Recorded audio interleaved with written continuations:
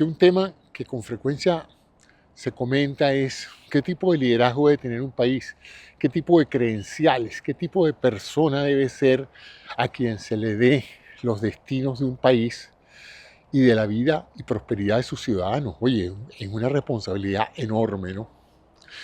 Y entonces aquí hay todas las tesis, pues. Digamos que una de las tesis es la tesis política, que es la que siempre se concibe como la natural, ¿no? Que el arte de la política, las ciencias políticas son las que deben preparar a una persona para la conducción política de un país. Esa es una tesis, ¿no? El problema es que la imagen que tienen los políticos en casi todos los países del mundo es la de una cantidad de sinvergüenzas que viven de la política, que jamás han tenido una profesión ni un trabajo, y que desde que eran adolescentes se metieron en la política de la escuela, después escalaron, se metieron en un partido político, después pasaron toda la vida participando en actividades políticas de base, luego escalaron, aspiraron a una candidatura como alcalde, como gobernadores, dependiendo de los contactos que hayan tenido, y toda la vida han hecho carrera política. Yo los conocí, en Venezuela había muchos muchachos, ¿no? De hecho, uno de los grandes líderes de la democracia, como Rómulo Betancourt, Reol León y el viejo Prieto, Luis Beltrán Prieto, todos esos personajes prácticamente empezaron la actividad política en la secundaria y en la universidad, ya está. Y si uno les pregunta, ¿qué has hecho tú toda la vida? No, es que yo soy político. Y la verdad es que cuando uno dice yo soy político, inmediatamente dice este es ese corrupto, porque la gran pregunta que se hace toda aquella gente que ha tenido que crear una profesión y ganarse la vida es, bueno, ¿y se puede vivir de la política? Bueno, aparentemente sí, porque hay gente que no solamente vive de eso, sino que lo disfruta y lo practica, ¿no? Claro, la política es una inversión de tiempo y esfuerzo desde la juventud, complejo porque no hay garantías de que tú salgas electo o de que tú tengas ninguna cabida en eso, ¿no? Pero hay gente que tiene una vocación política, eso es indudable que hay gente que la tiene y merece desarrollarla, ¿no? Y ahora más tarde, en la evolución de esta plática, les voy a describir mis sentimientos de cómo yo pienso que una persona debe prepararse para ser presidente o para ser senador o diputado o concejal o alcalde o lo que sea. En la gran mayoría de los países, como la conducción de un país tiene mucho que ver con sus leyes, de hecho, lo que hace el presidente, por lo menos en los Estados Unidos, además de las otras responsabilidades que tiene, es ejecutar las leyes que el Congreso dicta. O sea que el presidente es el brazo ejecutor, es el ejecutivo, por eso se llama así. Es el brazo ejecutivo de las leyes que hace el Parlamento, el Congreso, sea lo que fuera, un Senado, una Cámara de Representantes, etc. Entonces el presidente es el que tiene que hacer cumplir la ley, defender, pues, conducir la política internacional, etc. No. Necesitamos a un ejecutivo, esencialmente una persona que tome decisiones a nombre de la nación y para la nación, o sea, que defienda los intereses de la nación y de sus ciudadanos. Esto es importante, ¿no? Entonces, en el caso latinoamericano, una segunda escuela, que afortunadamente no se ha dado mucho en los Estados Unidos, ha sido la figura del militar político. Una persona formada en las Fuerzas Armadas, una persona que ha pasado 15, 20, 30 años al día a niveles de coronel, general, etcétera, ha adquirido una experiencia en el país, atendiendo diferentes formas de la defensa de un país, y evidentemente todo militar en ese proceso de desarrollo profesional tiene que entrar en contacto con la política. Es más, para alcanzar ciertos niveles altos, tiene que tener la aprobación del Congreso, o sea que esencialmente tarde o temprano tiene que, un militar completo no puede ser solamente un militar de disparar y de planear batallas, tiene que ser un profesional que también entienda la geopolítica, que también entienda la diplomacia, que también entienda de economía. Por eso lo que se habló en una época, y creo que lo han hecho muchos países, es la profesionalización de los militares, ¿no? Es decir, que los militares, además de su carrera castrense total, también se formen en carreras como derecho, como ingeniería, producción, planificación, gerencia, o sea, que tengan otra cosa, incluso importante, porque si van a cumplir 30 años de servicio y entraron a los 20, van a salir de la Fuerza Armada a los 50, en plenas facultades. Entonces, algo tienen que hacer en la vida civil. Y lo más importante entonces es que no pretendan postergarse en la vida militar como dictadores, sino que salgan a buscar trabajo. Como decía mi madre, por primera vez en su vida salgan a buscar trabajo. Eh, bueno, porque tarde o temprano, en un ejército que no sea muy belicoso, el trabajo general de las Fuerzas Armadas es proteger a la nación y mantenerse entrenados, etcétera. Pero fuera de las actividades de combate, pues su trabajo es estar listo, pues, como los bomberos, ¿no? Pero los bomberos los llaman más que a los soldados. Pues. Bueno, apartando esa desviación tórpida que tuve en este momento, el hecho interesante es que esa es otra tendencia, ¿no? La idea de que los militares en un momento dado pueden ser buenos presidentes porque saben mandar, saben conducir fuerzas, saben resolver problemas, saben ganar batallas, saben movilizar ejércitos y se presume que si tienen esas habilidades de conducción de hombres, como ellos mismos lo dicen, pues bueno, qué mejor terreno para conducir hombres y recursos que conducir los recursos y la población de un país. Entonces esa es otra tendencia, ¿no? La idea de que los militares pueden ser buenos presidentes o buenos diputados, etcétera, porque tienen alta experiencia en la conducción de hombres y en el desarrollo de nuevos productos, de nuevos proyectos. La otra línea profesional, bueno, creo que mencioné la de los abogados, ¿no? Los abogados en muchos países, los políticos, todos, además, cuando no son políticos de carrera, vienen del mundo legal. Bueno, ¿por qué? Porque de una u otra manera un país se rige por leyes.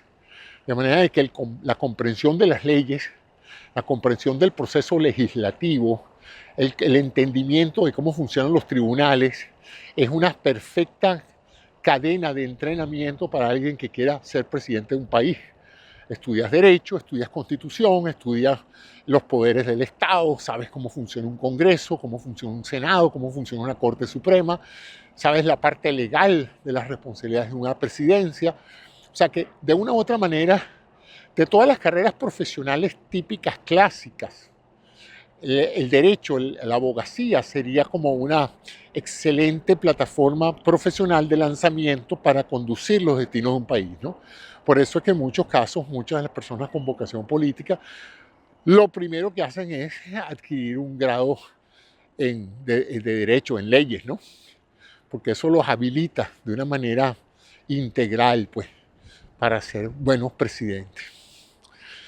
Y de hecho, yo diría que así es. La mayoría de los presidentes de los países han sido esencialmente de la rama de la legislación, además de la parte militar.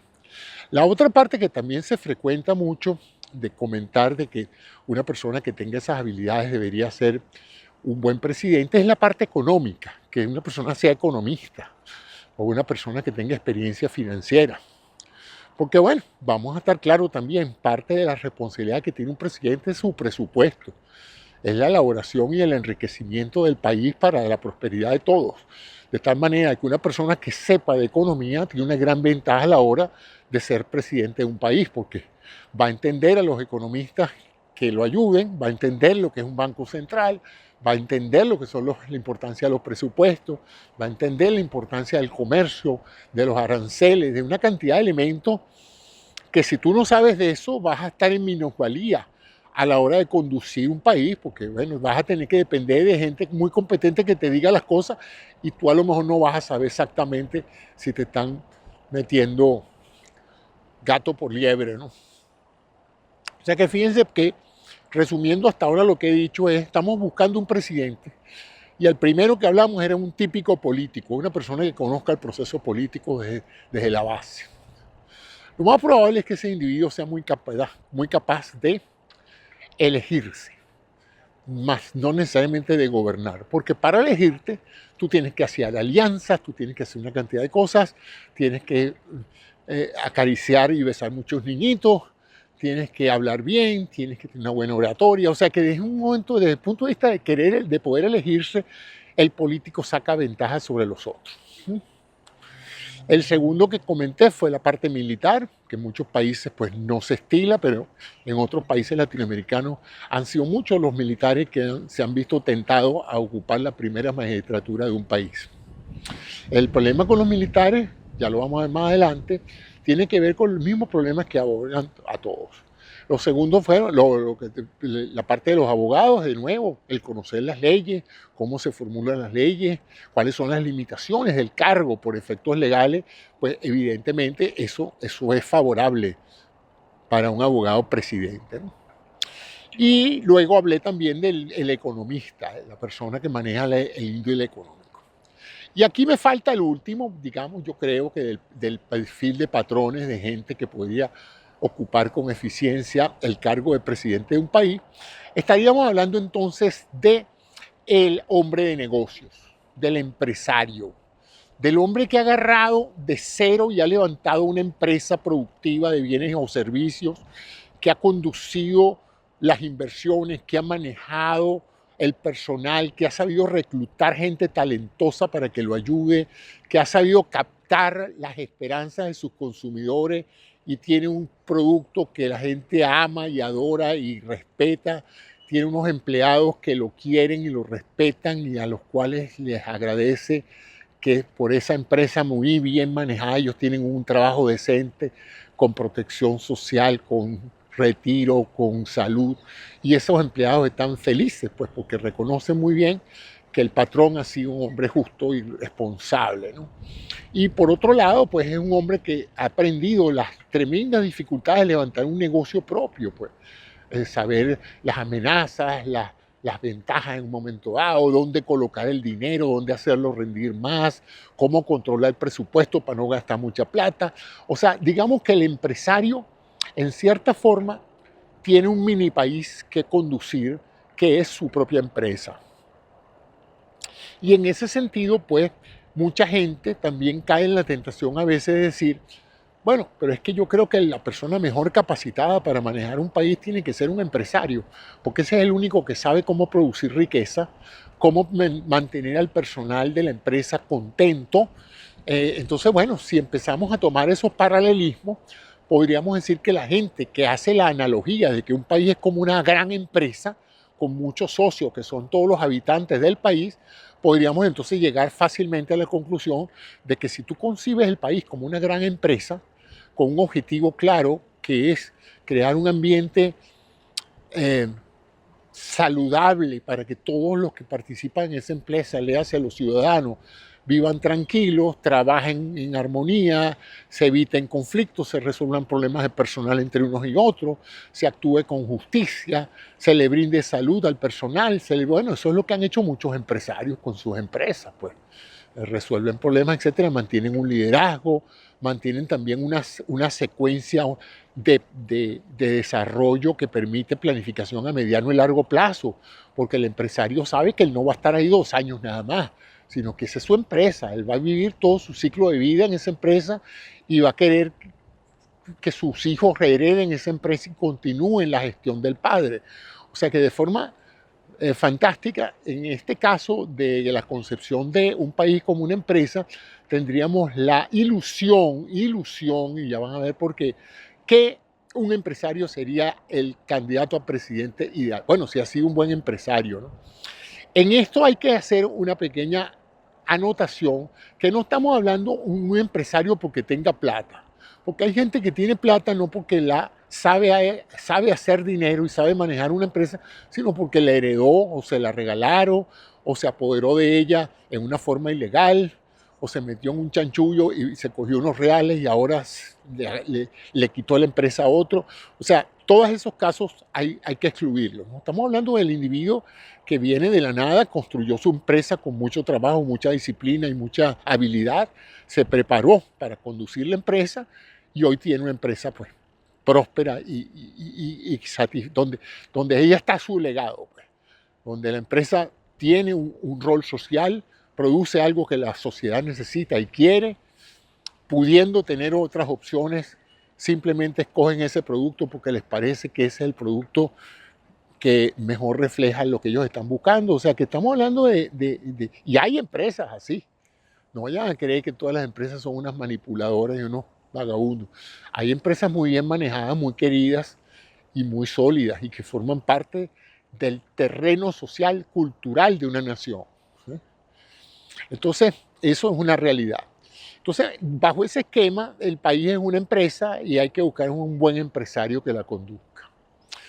Bueno, vamos entonces a en el caso de la gente que tiende a buscar la salida militar o las antecedentes militares en los presidentes, son aquellos que piensan que el país es como un cuartel y en un cuartel hay que poner orden, disciplina, ¿no? Entonces cuando los países se vuelven un poquito indisciplinados, la tentación es de pensar, bueno, aquí se necesita un policía, aquí se necesita una persona que sepa disciplinar el país, sepa encauzar el país, mande con mano de fuerte y logre ganar batallas, o sea, de una u otra manera logre los objetivos que se propone, ¿no?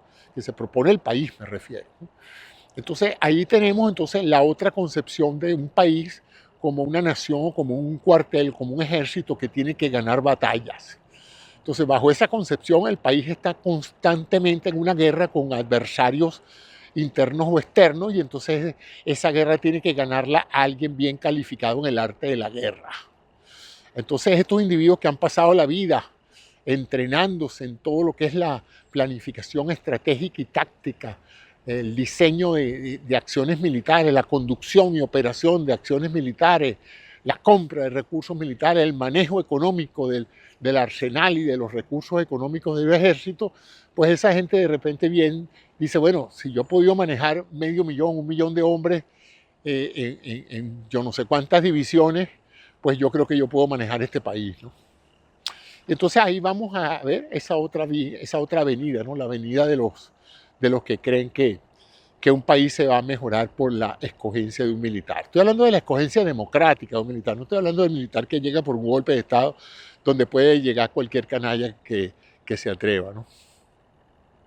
Y cuando los países empiezan a tener problemas económicos, inflación, etcétera, tienden entonces a pensar que un economista es todo lo que ellos necesitan, ¿no? Entonces se busca un economista, porque el economista es el que sabe cómo se hace el dinero, sabe cómo se gasta, sabe cómo se invierte. Entonces, bueno, ¿qué más podemos hacer? Eso es lo mejor que te podemos escuchar tomando en cuenta esto.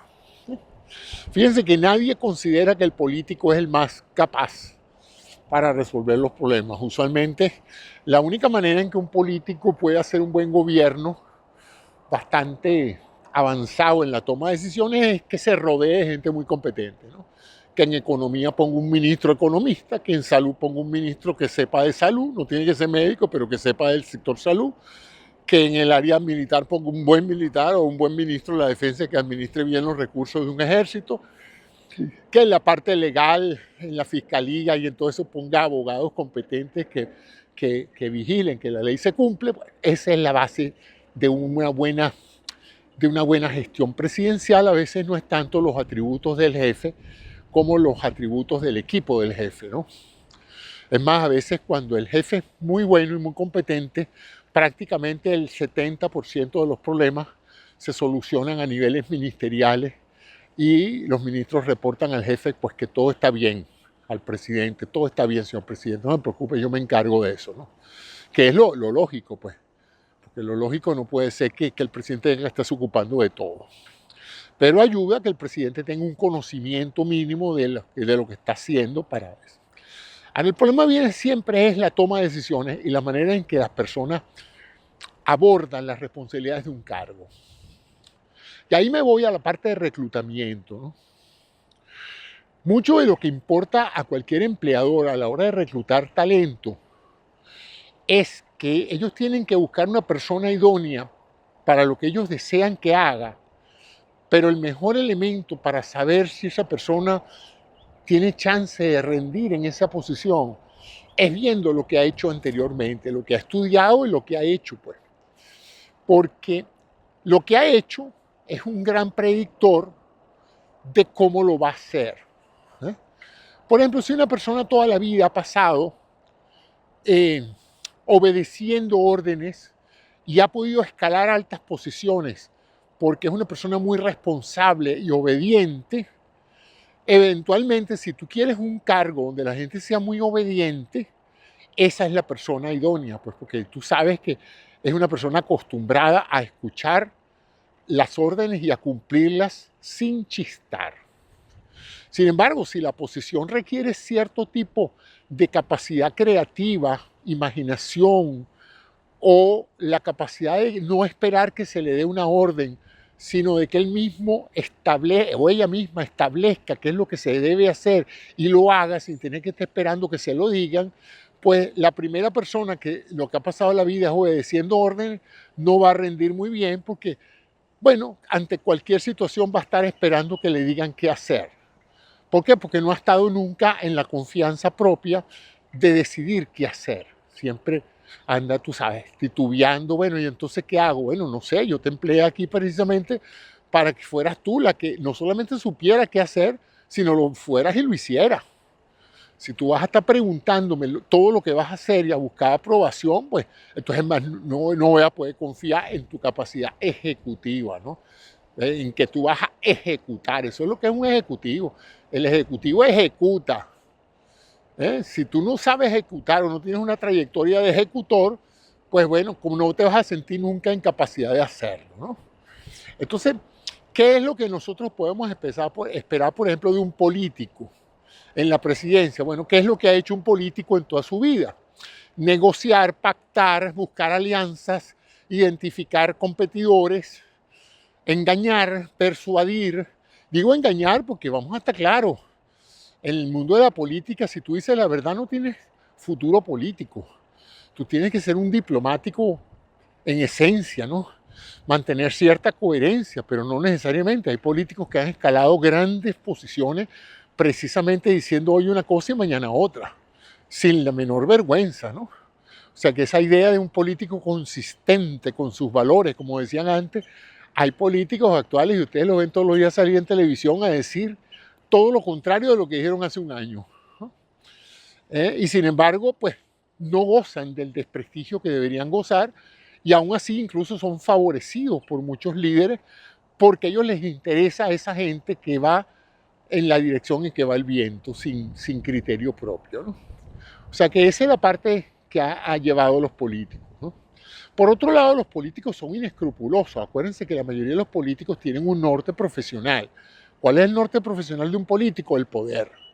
Llegar a tener poder y mantenerlo. O sea que es altamente predecible que una vez que una persona se mete en política, su anhelo es ser el líder. Hay gente que dice, no, yo vengo a colaborar con el partido. No, no.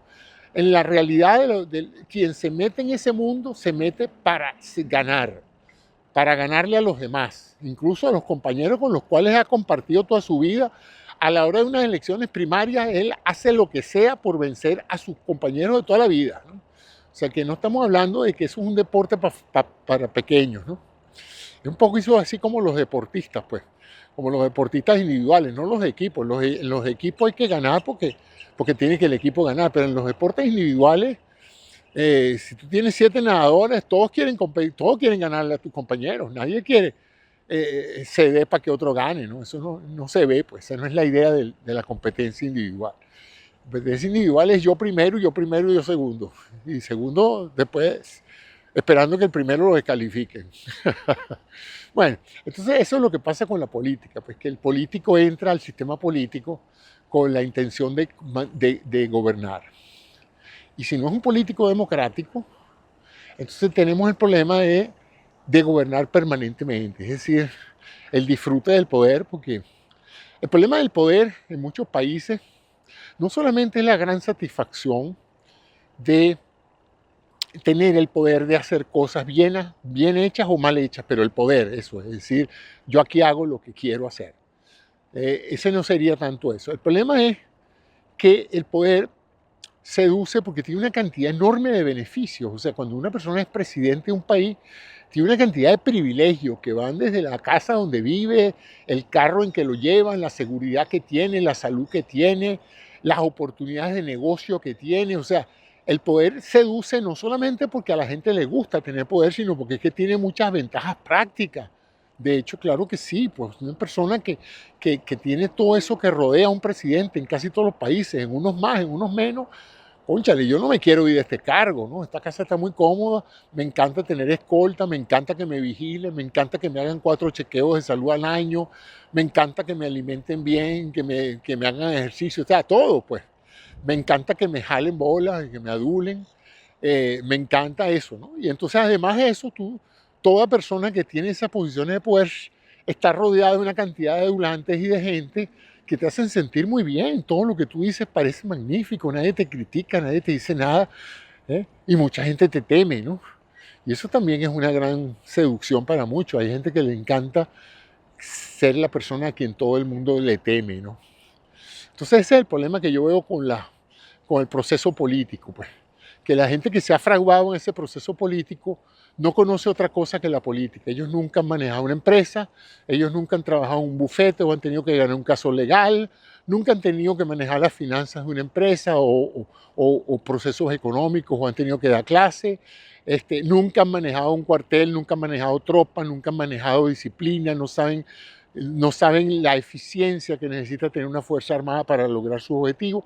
Por lo tanto, el político lo que es bueno es eso, ganando elecciones, persuadiendo a la gente y bueno, si es una persona talentosa, con buenas intenciones, se rodea de gente competente que compensen sus debilidades.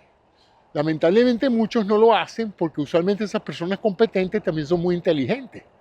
Entonces a nadie le gusta estar rodeado de gente más inteligente que uno, porque entonces hay gente que le molesta la inteligencia ajena y en esos casos entonces pues se presenta el hecho de que tú no te quieres rodear de gente que te va a hacer quedar mal en público, entonces tú prefieres pues rodearte de una cantidad de ineptos y ya está, y mantenerte en el poder con la ayuda de Dios, pero tú dices que yo sé que no estoy bien rodeado, pero yo espero que Dios mejore la economía y que Dios mejore esto y que Dios mejore aquello.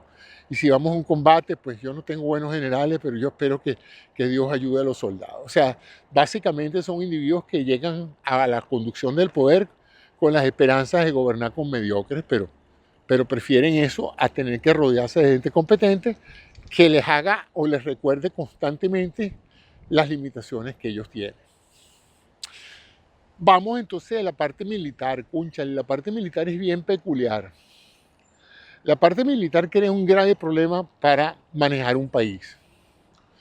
La razón es que un cuartel está lleno de soldados que tienen un rango y tienen una disciplina interna que hace que si ellos no cumplen las órdenes, ellos van presos o sufren un castigo. Pero un país no es así. En un país tú no puedes pensar que tus compatriotas son soldados tuyos, que tienen que obedecer lo que a ti te dé la gana.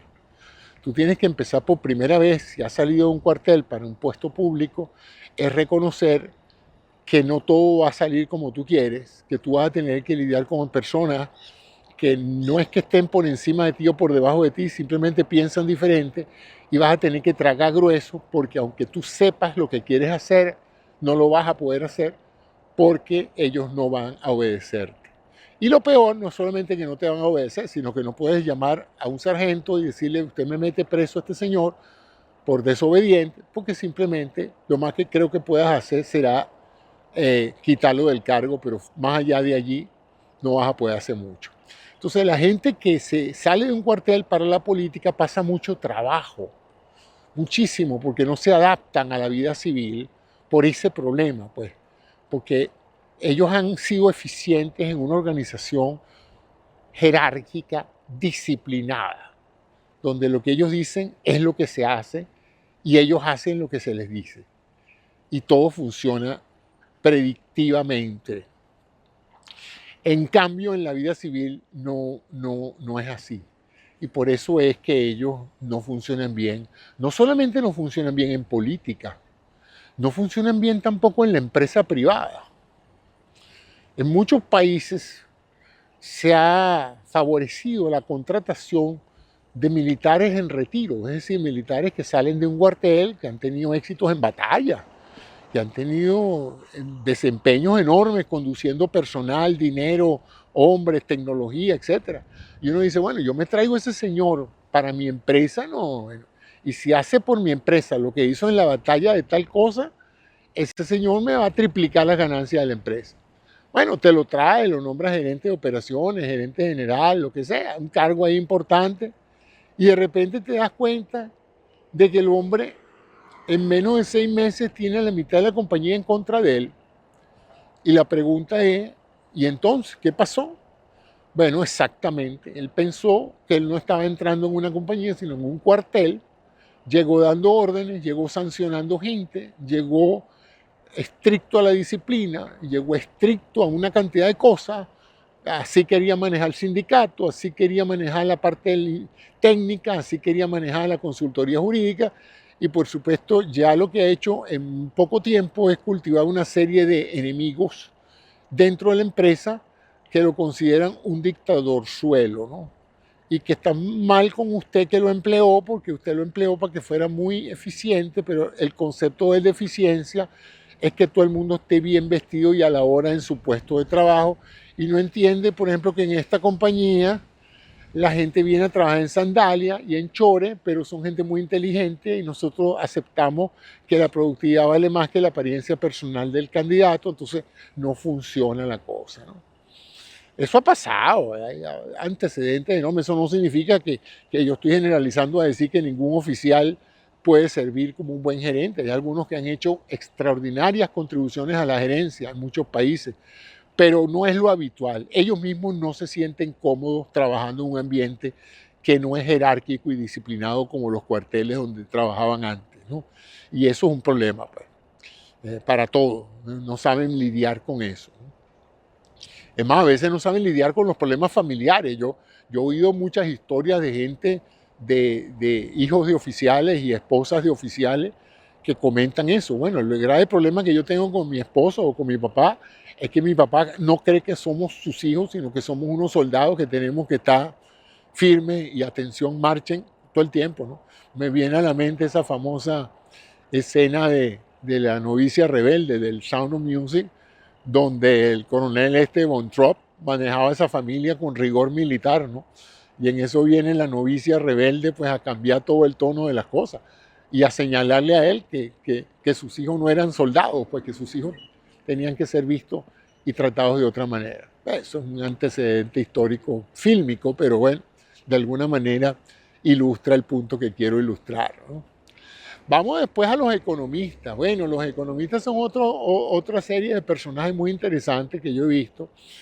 Para los economistas de cierto tipo, de rango económico, todo es determinístico, ¿no? Todos son ecuaciones, la econometría es la que va a salir, los modelos económicos, subimos la tasa de interés, bajamos la tasa de interés, bajamos el cambio, depreciamos la moneda, aumentamos las importaciones, ponemos o quitamos aranceles. Para ellos, el país es una máquina económica, y ellos controlan las válvulas, qué abrir, qué cerrar, qué medir, cómo medirlo, qué significan las mediciones y hacer planes. Si hago esto, hago aquello. ¿Qué pasa? Que en la búsqueda de esas soluciones económicas, porque ellos piensan que si la economía es buena, todo lo demás está bien. Es interesante, ¿no? Para los militares, si el país está en orden, todo está bien. Para los políticos, si ellos están a cargo del país, todo está bien. Para los economistas, si el país es próspero y económico, todo está bien, independientemente de que las variables económicas no estén reflejando la realidad de lo que estaba viviendo el pueblo, pero ellos no ven el pueblo. Ellos lo que ven son las variables económicas, el PIB, el crecimiento bruto, las expectativas del año que viene, la macroeconomía, la microeconomía. Pero como dice, el problema de los economistas es que pocos de ellos van al mercado. Las que van al mercado son las esposas, y si la esposa es la que es economista, pues entonces va la señora de servicio a hacer el mercado.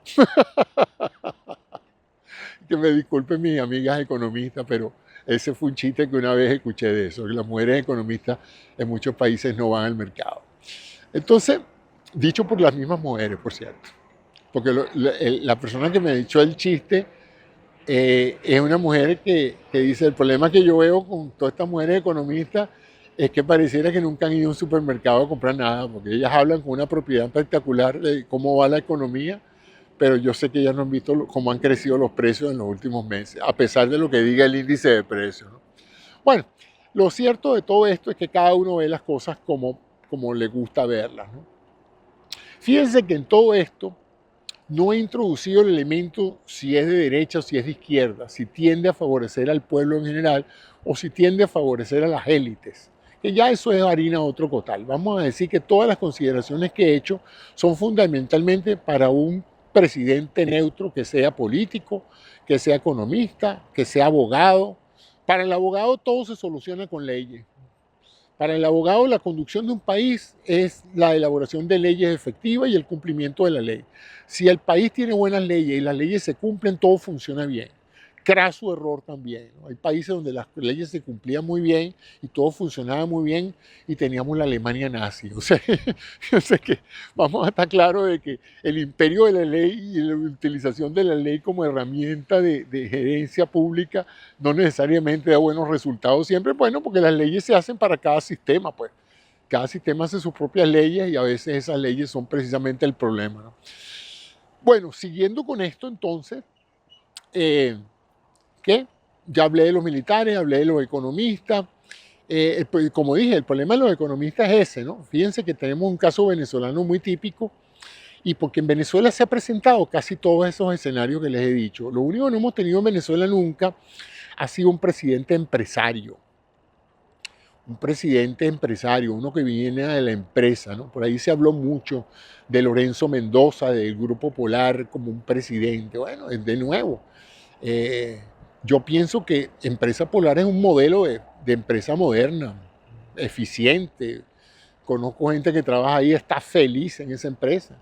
Venezuela entera depende de esa empresa para comer en muchos aspectos, lo cual es muy bueno, porque la empresa hace buenos productos. O sea que desde el punto de vista de gestión empresarial, no tengo la menor duda de que él y su equipo de gerencia serían excelentes conduciendo esa y cualquier otra empresa, como todas las que forman parte del Grupo Polar.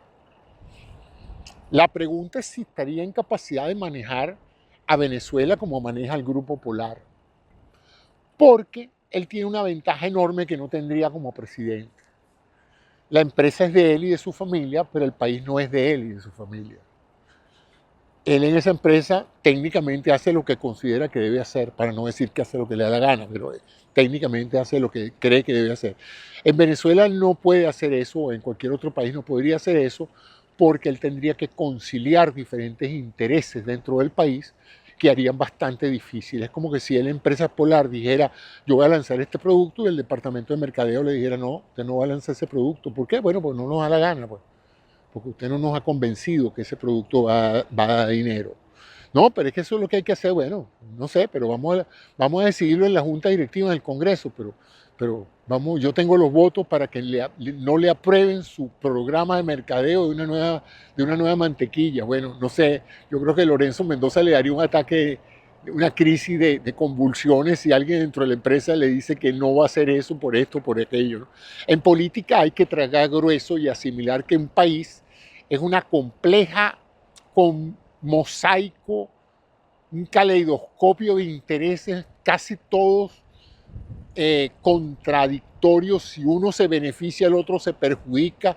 Si tú quieres bajar los precios, los productores chillan. Si quieres subir los precios, los productores ganan y la gente chilla.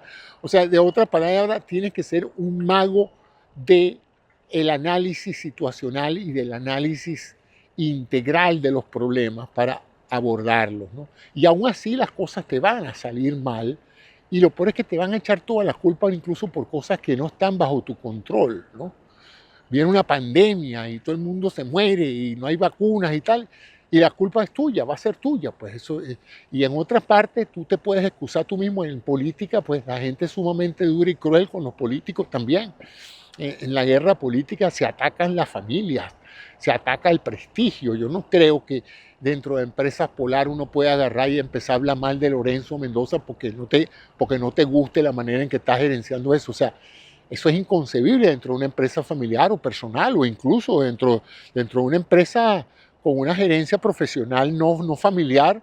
Eso no se estila, pues. Si el CEO se entera de que tú estás hablando paja de él, te bota de la empresa. Bueno, tú no puedes votar a un partido político, no puedes votar a un comediante porque se está burlando de ti en un país, ¿no? No puedes votar a una cantidad enorme de gente que te está constantemente difamando, no puedes hacer mucho por eso, ¿no? Pues se llama libertad de opinión, y entonces tienes que tragar grueso, pues cuando se meten contigo, cuando se meten con tu familia, se burlan de tus hijos. O sea, el mundo político es un mundo francamente asqueroso, ¿no? Yo creo que es una de las razones por las cuales nunca me vi mayormente interesado en participar en ninguna actividad política, ni siquiera gremial, porque los vicios de la actividad política no solamente se dan en la política de un país, de presidente y tal, se dan en cualquier organización, en una asociación de vecinos, en cualquier organización colegiada. La política requiere de cierta piel gruesa, ¿no? Como dijo, una vez me dijeron que hay una junta de condominio que estaba buscando la manera de que alguien quisiera ser presidente de la junta.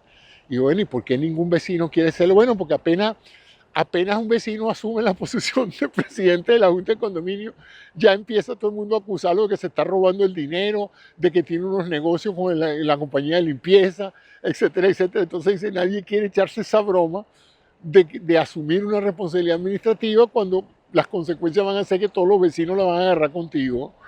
O sea que, fíjense, pues pasa bastante, pues hasta ese nivel, hasta el de una junta de condominio. Entonces, vamos ahora a la parte histórica, pues, a referencias puntuales de personas que han tratado de ser buenos presidentes viniendo de diferentes... esa es la otra, ¿no? Presidente rico, presidente pobre. ¿Qué es bueno? Que una persona que vaya a conducir un país venga de abajo para que se identifique con las necesidades reales de la mayoría de su población, si es que la mayoría de la población es pobre, como es el caso en la mayoría de los países, o debe ser un tipo rico para que, como algunas personas salen en una forma casi que infantil, decía, como él es rico, él no va a robar, porque ya para qué va a robar si ya él es rico. El que roba usualmente es el que viene de la pobreza. Bueno, eso es una teoría, a lo mejor es verdad, a lo mejor el que viene de una pobreza extrema y llega a una posición de poder, pues lo que quiere es enriquecerse, ¿no? Pero en mi experiencia o en lo que yo he visto internacionalmente, los ricos también que llegan al poder también quieren seguirse enriqueciendo, ¿no? Y no porque lo necesiten, sino porque ese es el hábito, eso es lo que han hecho toda su vida, ¿no? Ver oportunidades de ganar dinero. Entonces, cuando las ves siendo presidente, pues no puedes hacer algo que no está en tu ADN, que no está en lo que tú has hecho toda la vida, ¿no? Entonces es eso, es esa la tendencia. Lo mismo pasa con los presidentes abogados, pues. Los presidentes abogados ven todo en materia de litigio, de demandas, de leyes. Entonces, la preocupación fundamental de un presidente con una vocación legal fuerte es la promulgación de leyes eficientes y su cumplimiento. Entonces puede en un momento dado estar descuidando la parte económica, estar descuidando la parte militar, estar descuidando la parte de salud. Pero es que la ley que logré que me aprobara el Congreso es una ley impecable, la mejor ley de salud que se haya creado. Bueno, tú sabes que hay una gran diferencia entre lo que decía la ley y lo que terminaron siendo los hospitales, ¿no? Bueno, no, pero la ley está ahí, es cuestión de hacer cumplir la ley. No, vale, no es cuestión de hacer cumplir la ley. No importa lo bueno que sean los legisladores, hay una enorme cantidad de elementos en el proceso de satisfacer las necesidades de salud de un pueblo que son muy difíciles de predecir en una ley de salud. Entonces tú necesitas siempre al final alguien que vaya a un hospital, que hable con los pacientes, que escuchen a los médicos también cuáles son sus quejas, cuáles son sus aspiraciones salariales, etcétera, para tener una mejor idea, no de si la ley es buena o es mala, sino que el sistema esté funcionando y hacer las correcciones a tiempo, pues. Entonces, yo diría que una de las habilidades más fascinantes del proceso de ser un presidente o un primer ministro es la capacidad de negociar, pero no de negociar como negocia un empresario, porque un empresario negocia para ganar siempre. El político no tiene por qué ganar siempre. A veces la ganancia de un político es ceder, es complacer, es darle a la gente lo que está buscando, aunque él no se beneficie.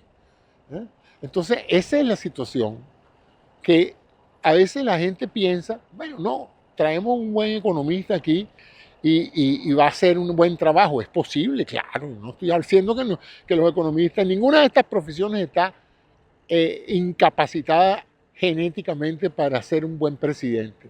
Mi tesis es que vas a tender a repetir lo que has hecho toda tu vida, para lo que has sido educado, para lo que has sido entrenado, para el mundo que has vivido.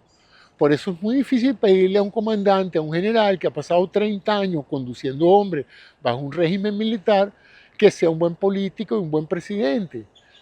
No porque no lo pueda hacer, es posible que hagan una transición enorme. Ha habido buenos presidentes, pero le va a costar mucho porque él nunca ha lidiado con civiles, él nunca ha lidiado con obstrucciones a su gestión. Lo que él decía se hacía, ¿verdad? Y la gente que él lo rodeaba respondía sin chistar. Bueno, bienvenido al mundo real de la política, eso no va a pasar en la presidencia. Entonces, la más importante capacidad que tiene que tener un presidente es la capacidad de gestionar y de negociar el poder, saber cuándo soltar y cuándo aflojar, cuándo ceder y cuándo apretar, cuándo asesorarse muy bien. Y por supuesto, si vienes con 30 años de hacer dinero y de ver oportunidades de dinero para ti y para tu familia en todas partes, vas a tener que tragar grueso y pasar por el frente tentaciones enormes como diciendo, yo voy a pasar una ley necesaria. Yo sé que esa ley va a revalorizar una enorme cantidad de terrenos, por ejemplo. Yo podría comprar esos terrenos por adelantado, ¿no? Me haría muy millonario. Podría llamar a mis amigos y decirles que lo hagan a nombre mío o que lo hagan a nombre de ellos, ¿no? Es una tentación. Así lo vería un hombre empresario, ¿no? Probablemente otro no lo vería así. Pues. Otro vería, mira, yo sé que con esta ley va a ser mucha gente rica, pero yo no vine aquí para eso, para tomar ventaja de esa ley que yo mismo propongo y yo mismo voy a aprobar. Entonces no puedo éticamente beneficiarme de algo que estoy haciendo, ¿no? Entonces, eso es muy difícil conseguir a una persona lo suficientemente ética, moralmente equilibrada para que tome esa decisión de dejar pasar una oportunidad comercial por delante porque no es éticamente correcto. Son una especie en extinción en este mundo capitalista donde todo el mundo está dispuesto a vender a su mamá por $1, ¿no? Entonces eso pasa, ¿no? Los economistas más o menos el mismo curso. El problema de los economistas es el divorcio entre la economía típica que se enseña en las escuelas de economía, la macroeconomía, etcétera, y la realidad de un país, la realidad política. Le pasó a los tecnócratas que asesoraron a Pérez en su segundo periodo, Carlos Andrés Pérez, y quiso hacer una política económica que redujera la inflación y balanceara las cuentas del Estado, etc. Y se asesoró con economistas brillantes esos economistas venezolanos, por lo menos eso dice, ¿no?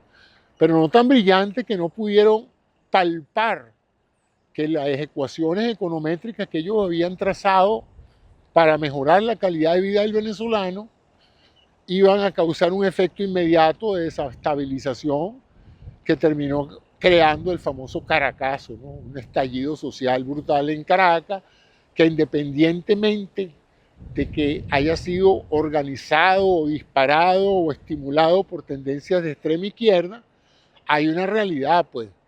Eso se llamó la terapia de shock, o sea, no era cuento. ¿Eh?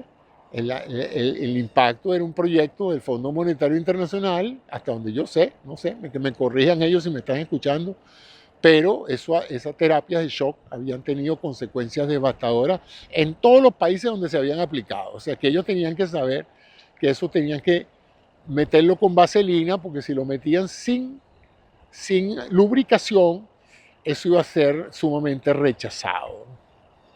Es como todos los ajustes económicos tienen que hacerse poco a poco. Cuando se hacen abruptamente y sobre todo no se protegen a las clases más desposeídas, pues las clases más desposeídas no tienen otro recurso que chillar, protestar, quemar carro, quemar caucho, porque bueno, eso es difícil de entender para la gente que lo tiene todo o la gente que vive bien, pero el que no vive bien, el que no tiene todo, el que sobrevive día a día,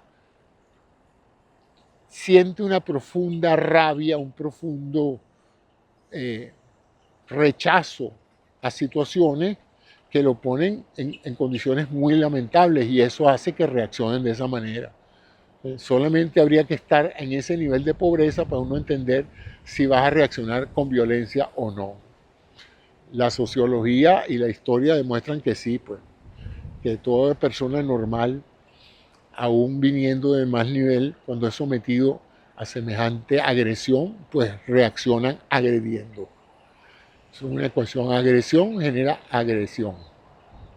Si tú agredes a alguien, lo más probable es que esa persona te agreda a ti, no que te lo agradezca.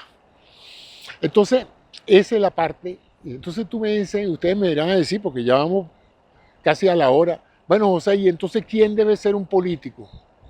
Bueno, yo creo que alguien que después de una formación universitaria que le dé cierta cultura general, yo creo que todo el mundo debería haber pasado por una universidad, bueno, para que por lo menos conozca algo de la historia de su país, del mundo y de muchas herramientas que le van a ser muy útiles para gobernar, sobre todo en la negociación entre amigos, compañeros universitarios, la necesidad de estudiar, de participar en esa estructura de la dinámica universitaria. Yo creo que eso da algunas herramientas de base, pero de ahí adelante yo creo que la gente debería hacer una carrera política, así mismo como una profesión. Es más, me acuerdo que una vez se propuso en Venezuela hacer una escuela de políticos. Y de hecho, las escuelas de ciencias políticas, ¿no? Y las escuelas de ciencias políticas, así como cuando una persona se prepara para salir de una escuela con un título y aspirar a una posición, que le den un trabajo en su disciplina, así deberían salir en una escuela de alcaldes, una escuela de gobernadores, donde las personas pudieran entrar a una gobernación como parte de la legislatura local o como ayudantes al gobernador, aprender las dificultades del cargo, aprender la dificultad de las tomas de decisiones, conocer las diferentes fuerzas sociales que afectan eso, presentarse a una campaña, lograr el consenso de la fuerza para ser elegido y gobernar bien por 2, 3, 4 años como legislador en una gobernación, como alcalde en una alcaldía, y ya eso te daría a ti un bagaje de preparación para cargos de mayor importancia, porque se supone que si tú has sido un buen alcalde de un municipio de 50.000 personas, bueno, a lo mejor ya estás preparado para la gobernación de ese estado de 2 millones de personas. Pues entonces te presentas, te familiarizas con todos los trabajos que tiene que hacer esa gente, te familiarizas con las personas con las que vas a tener que lidiar, con los jefes de los sindicatos, el sindicato de maestros, el sindicato de policía, con el sindicato de bomberos, con toda esa gente, conoces su problemática, conoces la problemática de la sociedad, conoces tu distrito, conoces tus votantes. Y entonces, bueno, vas escalando posiciones igualito que hacen las corporaciones con un gerente. Pues en muchas corporaciones, cuando alguien llega a CEO, es porque entró a la corporación como vendedor y la gente le dieron capacidad ejecutiva, entonces lo entrenaron para darle cierta gerencia sobre otros vendedores, luego pasó a producción, luego lo llevaron a las plantas donde el producto que él vendía lo manufacturaban. Y tal, de manera de qué es lo que se pretende cuando tú empiezas a rotar a un joven muchacho en una corporación por las diferentes partes de la corporación. Bueno, lo estás preparando para llegar a ser el jefe, lo que llaman el executive track, la vía ejecutiva. Eso es que tú estás preparando al hombre para que algún día lleve las riendas de la compañía. ¿Por qué? Porque conoce toda la compañía. No es que ha estado toda la vida en ventas, no. Tuvo unos años en venta, después se fue a producción, después lo mandaste a China para que viera cómo se hacen los iPhones, luego lo trajiste, lo llevaste a otra planta para que vieran cómo se repara, después lo metiste en mercadeo y venta. O sea que para el momento que ese señor tiene 20, 30 años en la empresa, el hombre sabe de todo, el hombre ya conoce, si no en profundidad, conoce en amplitud todos los aspectos de la empresa, entonces está en mejor condición que nadie para manejar una empresa que ya ha visto desde sus fundamentos, ¿no? Y yo creo que así debería ser la política. O sea, que yo creo que un candidato a presidente debería decir, dame tu currículo. Bueno, mire, que yo me gradué de Ciencias Políticas a los 23 años, trabajé 3 años en la alcaldía como como una persona a cargo de los permisos municipales. Luego entendí eso, luego pensé que el alcalde no era tan bueno como hubiera podido ser yo, me lancé de alcalde, hice una buena campaña, me eligieron, me conocí al municipio para arriba y para abajo, me gané la competencia de la gente, hice una gestión en la alcaldía que todo el mundo recuerda, mejoré las calles, mejoré las aceras, distribuí el presupuesto, contraté con compañías, no me encontraron ningún chanchullo, fui transparente, etcétera. Ah, wow, sí, bueno, pero vámonos para la gobernación, porque si tú hiciste un buen trabajo en la alcaldía, tú eres material para la gobernación. Nadie debe llegar a la gobernación sin haber pasado por lo menos por una alcaldía de ese mismo estado. Esa es la opinión que yo tengo, pues. Así como nadie debería llegar a la presidencia de una compañía si nunca ha trabajado ahí antes o no ha trabajado en otra empresa antes en un cargo similar. Eso se llama un paracaidismo y eso es muy malo. Eso de entrada crea desconfianza en la gente con la que tú vas a trabajar. Entonces, bueno, ¿qué más tenemos? Tenemos el hecho también entonces de que así vas escalando posiciones y así te van evaluando en base a tu capacidad de gestión política. De manera que yo quisiera llegar a un punto en el cual cualquier candidato a presidente pudiera presentar un legado que pudieran estudiar incluso los votantes. Déjame ver cómo le fue a él en la alcaldía, déjame ver cómo le fue en la gobernación. Mira, el hombre tuvo experiencia legislativa, después de la gobernación fue diputado por el Estado. No, y tú sabes qué, también tiene experiencia diplomática, lo mandaron de embajador a tal país y nos hizo quedar muy bien en ese país. Bueno, todo eso son cosas importantísimas. Después hizo una pasantía por la empresa privada, lo nombraron en un periodo presidencial ajeno. El hombre estuvo de consejero de una empresa de manufactura y no hablan sino muy bien de él porque trajo su experiencia política para la empresa y mejoró las condiciones entre los patrones y los obreros. Bueno, y ahora se está lanzando para presidente. Bueno, ¿qué probabilidades hay de que ese sea un buen presidente? Muy altas. ¿Por qué? Porque es un hombre preparado para eso.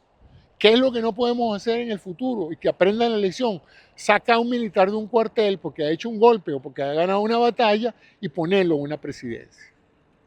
¿Qué es lo que no podemos agarrar? Un economista porque tenga 2 premios Nobel y 3 PhD y ponerlo de presidente. ¿Qué es lo que no podemos hacer? Agarrar a un individuo que nunca ha tenido experiencia legislativa, que nunca ha tenido experiencia de juez ni de nada, que se graduó abogado y lo que ha hecho es demandar gente y ahora lo vamos a poner de presidente. No, no puede ser. No importa lo carismático, no importa lo bonito, lo atractivo y lo elocuente que sean sus discursos. No, señor. Usted no puede ser presidente de un país si usted no tiene experiencia conduciendo una nación desde sus bases. Es así igualito que si yo fuera a escoger un jefe de neurocirugía, yo no puedo traer un cirujano que va a empezar a operar la primera vez, no. Yo necesito un individuo que la gente en el departamento lo respete. ¿Por qué? Porque fue residente de primer año, después de segundo año, después fue jefe residente, después fue adjunto al adjunto, después se fue adjunto al jefe del departamento, después fue jefe de departamento. Yo recuerdo mucho porque yo tuve 2 profesores que fueron insignes como médicos. Y bueno, los dos tuvieron una carrera, miren esta carrera, primero se graduaron en su escuela de medicina, luego hicieron el posgrado en los hospitales de la escuela, luego fueron profesores de la escuela, luego fueron jefes de cátedra en la escuela, luego fueron directores de la escuela, luego fueron decanos de la Facultad de Medicina donde estaba la escuela. Y después de decano de la Facultad de Medicina, fueron rectores de la universidad, donde estaba la Escuela de Medicina. Y después de rector de la universidad, fueron ministros de Sanidad. Cónchale, cuando ese señor llegó a ministro, imagínense la tremenda experiencia docente, médica y negociadora que tiene un individuo que ha pasado por todos esos cargos ejecutivos. Director de un departamento de un hospital, director de una escuela de medicina, director de un decanato, director de una universidad. Y cuidado si algunos de ellos terminaron miembros de la Academia Nacional de Medicina. O sea, es una trayectoria ganada y donde se han adquirido experiencias y conocimientos necesarios para gobernar. Pero esos arribistas que creen que porque salen bien en televisión van a ser buenos presidentes. Bueno, mientras nosotros sigamos experimentando con presidentes incapaces, vamos a seguir teniendo los gobiernos que tenemos. Ese es el final o el corolario de lo que te estoy diciendo. Así como que si yo no escojo un buen cirujano porque ha tenido una extraordinaria trayectoria quirúrgica, sabe operar, sabe manejar al equipo quirúrgico, sabe manejarse con los anestesiólogos, es reconocido por todo el mundo, sus decisiones son respetadas, ha sido docente, no solamente opera bien, sino que el equipo que con él trabaja opera impecable. No solamente él es un gran cirujano, el departamento de cirugía que él conduce es un gran departamento de cirugía. Bueno, ¿qué más puede uno pedir? ¿A quién vas a traer? ¿A una persona que se acaba de graduar o a una persona que no es cirujano? Y lo vas a poner a cargo del departamento de cirugía. Señores, eso ha pasado. Hay muchas empresas que han puesto en la dirección de hospitales a individuos que no tienen idea de lo que están haciendo, que vienen de otras áreas, y eso ha sido desastroso para los hospitales. Porque, bueno, serán muy buenos gerentes vendiendo pesicola, pero no son nada eficientes conduciendo un hospital. Porque para conducir un hospital hay que haber trabajado muchos años en un hospital para saber cómo funciona y cómo se mueven las cosas en un hospital. Bueno, con eso les he querido dar mis reflexiones hoy sobre cómo llegar a tener un buen presidente, mis observaciones sobre cada una de las especialidades. Y, bueno, creo que las mujeres están en mejor capacidad para conducir un país porque las mujeres son más sensibles a las necesidades ajenas, tienen mayor empatía, pueden sentarse en una mesa de negociación a entender mejor al adversario y no verlo necesariamente como un adversario, sino como una persona o como un grupo de personas que tienen necesidades que tienen que ser respetadas. En eso las mujeres son, en mi opinión, mucho más sensibles, mucho más preparadas. Es como manejan las familias. Por eso que las familias casi todas son manejadas por mujeres, porque los hombres son muy torpes manejando su familia. Es lo que ellos quieren o no. Las mamás son más condescendientes con los hijos y con los esposos, pues, y con las amistades y con todo. Entonces, a lo mejor debe ser que tengo el legado de haber sido creado por mujeres, entonces tengo un altísimo respeto por las capacidades gerenciales de toda mujer, pero esa es mi opinión y vamos a ver si la historia me demuestra que tengo lo correcto. A medida que más mujeres sean presidentes, a lo mejor tenemos un mundo más pacífico y una política más humana y menos inhumana como está siendo ahorita en muchos países. Muchas gracias por su atención. Espero que este programa los haga reflexionar. Esa es la idea de mis programas. Déjenme sus comentarios, activen sus notificaciones, suscríbanse a mi canal y hasta la próxima emisión de este programa de reflexiones en movimiento. Gracias por su atención. Disculpen los movimientos, pero es que la grama es irregular. Hasta una nueva oportunidad, pues. Gracias.